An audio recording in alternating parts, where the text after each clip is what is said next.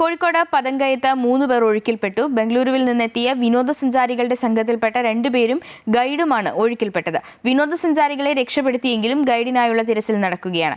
മലവെള്ളപ്പാച്ചിലാണ് അപകടത്തിന് കാരണം. വൈകുന്നേരത്തോടെയാണ് 11 അംഗ വിനോദസഞ്ചാരികൾ ബംഗളൂരുവിൽ നിന്ന് കോടഞ്ചേരി പതങ്കയത്തെത്തുന്നത്. പുഴയിലിറങ്ങിയതിനു പിന്നാലെ മലവെള്ളപ്പാച്ചിലുണ്ടായതോടെ എല്ലാവരും ഒഴുക്കിൽപ്പെട്ടു.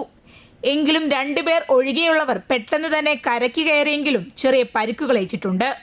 എന്നാൽ ആന്ധ്ര സ്വദേശികളായ 2 പേർ പുഴയിൽ ഒലിച്ചു പോവുകയായിരുന്നു. ഇവരെ രക്ഷിക്കാൻ ശ്രമിക്കുന്നതിനിടെയാണ് മലപ്പുറം സ്വദേശിയായ ഗൈഡ് ഷിബിൽ ഒഴുക്കിൽപ്പെട്ടത്.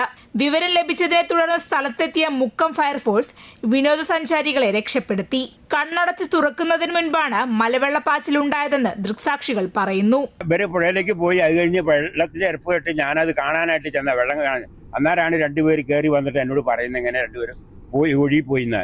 അങ്ങനെ ഞാൻ വേഗം അങ്ങാടിക്ക് വിളിച്ചു പറഞ്ഞു. അങ്ങാടിയിൽ നിന്ന് ആൾക്കാർ വന്നാണ് ഇവരെ കുറച്ചുപേരെ കയറ്റിക്കൊണ്ട് വന്നത്.